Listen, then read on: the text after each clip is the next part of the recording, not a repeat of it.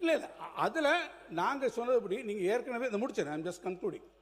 ஆக ஏற்கனவே அங்கே இருக்கக்கூடியவர்கள் ஏறத்தாழ 2500 மேற்கொள்ள பட்டா நிலங்களை வைத்திருப்பவர்களுக்கு காம்பன்சேஷன் கொடுத்து அக்விசிஷன்லாம் முடிந்து ப்ராக்ரஸ்லாம் வந்ததுக்கப்புறம் இந்த திட்டத்தை கைவிடுவது என்பது தமிழ்நாட்டினுடைய ஒட்டுமொத்த பொருளாதார வளர்ச்சிக்கும் அது நிச்சயமாக எதிரானதாக இருக்கும். அந்த வளர்ச்சிக்கு உதவாது. நீங்கள் சொல்றபடி 1.5 ட்ரில்லியன் அமெரிக்கன் டாலர் எக்கானமி என்பதை ஒருபுறம் நீங்கள் சொல்லிக்கொண்டே இன்னொரு புறம் அதற்கு எதிராக செய்கிறது என்பதுதான் எங்களுடைய நிலைப்பாடு. அதைத்தான் நாங்கள் விளக்கிறோம்.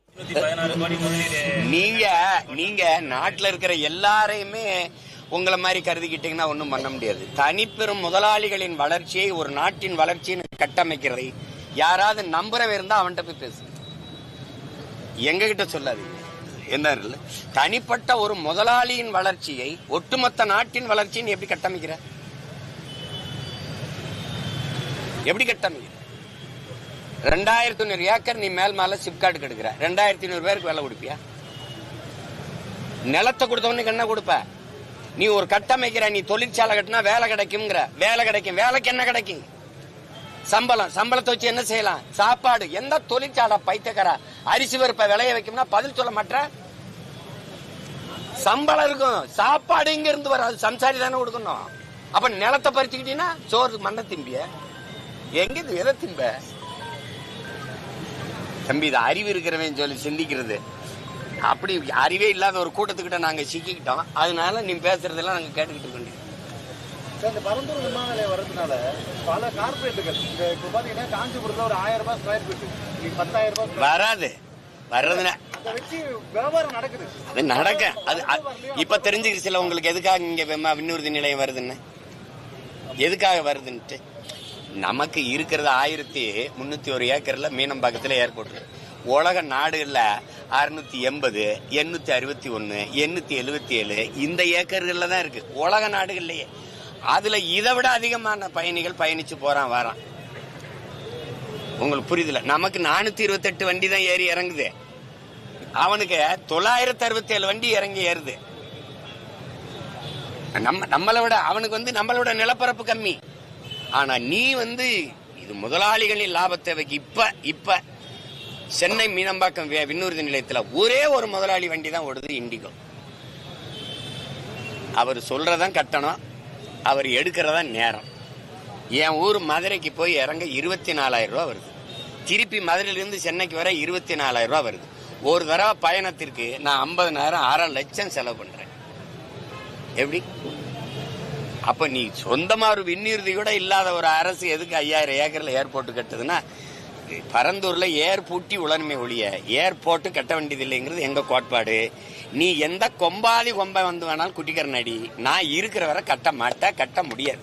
நீ சும்மா பேசிக்கலாம், நான் பாரு அதை பண்ணிடுறேன் இதை பண்ணிடுறேன்ட்டு. அது ஒரு காலம் நடந்துருச்சு. இப்ப கட்டு பார்ப்போம். நான் கேட்கறதுக்கு பதில் சொல்லணும். இருக்க மீனம்பாக்க விண்ணூர்தி நிலையில என்ன வசதி குறைவு? யாராவது ஒரு பயணி இதை விட பெரிய விண்ணூர்தி நிலையம் கட்டி கொடுன்னு அரசு கிட்ட கேட்டாங்களா? கோயம்பேடு பேருந்து நிலையத்துல வசதி குறைவா இருக்கு, இதை விட பெரிய பேருந்து நிலையம் கட்டி கொடுங்கன்னு கேட்டாங்களா? இங்க பாருங்க ஐயா, கோயம்பேடு பேருந்து நிலையம் தேவை, மீனம்பாக்க விண்ணூர்தி நிலையம் தேவை, 4 வழி சாலை என்பது தேவை. இதுக்கெல்லாம் இடங்களை கொடுத்தது என் மக்கள் தான். ஆனால் அதுபோக கிளாம்பாக்கத்துல 410 கோடியில, அங்க 450 கோடியில இந்த பேருந்து நிலையம், அங்க 1301 ஏக்கர்ல விண்ணூர்தி நிலையம் இருக்கும் போது, பறக்க விண்ணூர்தி இல்லாத போது, மறுபடியும் 5369 ஏக்கர் நான் விண்ணூர்தி கட்ட போறேன்னு சொல்றது அது தேவையில்லை, பேராசை. புரியுதா உங்களுக்கு? பேராசை. எங்க பாட்டேன் வஉசி பேர்ல, என் தாத்தன் காமராஜ் பேர்ல இருக்கிற துறைமுகத்திலேயே ஏற்றுமதி இறக்குமதி 40-50 விழுக்காடு தான் நடக்குது, இன்னும் முழுமையா இல்ல. அங்க சரக்கு அப்படியே காத்து கிடக்கு, ஏற்றுமதி ஆகல. சரக்கு கப்பல்ல இறக்குமதி செய்ய முடியல. அப்படி ஏதாவது பிரச்சனை கேள்விப்பட்டியல? அப்புறம் எதுக்கு நீ 6110 ஏக்கர்ல யாரை கட்டுற? எது கட்டுறா நீ? இது இயற்கை துறைமுகம், அது செயற்கை துறைமுகம். மறுபடியும் என் மலையை உடைப்ப, பல லட்சக்கணக்கான டன் கல்ல கொண்டாந்து கொட்டுவ. அங்க பவளப்பாறை இருக்கு, கடலுக்குள்ள காடு இருக்கு, அதான் பவளப்பாறை. அதுக்குள்ளதான் மீன் இறாலு நண்டுலாம் முட்டையிட்டு குஞ்சு பிரிக்குது, அதை போட்டு மூடி விட்டுருவேன். புரியுதா நான் சொல்றது? நீ செயற்கையா கொண்டு கல்ல கொட்டி என் கடலை மூடுவ, அது எவ்வளவு பெரிய பேராபத்து. இந்த துறைமுகத்துல உனக்கு என்ன பிரச்சனை? எதுக்கு நீ கட்டுற 6111 ஏக்கர்ல? அது அரசு கட்டுதா? தனியார் முதலாளி அதானி. நீ என்ன பண்ற? இந்த ஏர்போர்ட் யாருக்கு? இதே இண்டிகோ தான் பரப்பாரு. ஒரு முதலாளி லாபம் ஈட்டுறதுக்கு மக்கள் காசுல 20,000 கோடி 25,000 கோடி 30,000 கோடி செலவு பண்ணுவ. என் விளைநிலத்தை பறிச்சுக்கிட்டு அதுல ஏர்போர்ட் கட்டி பரப்ப. சரி, எங்க பறந்து போற சொல்லு? எந்த ஊருக்கு பறக்கிற?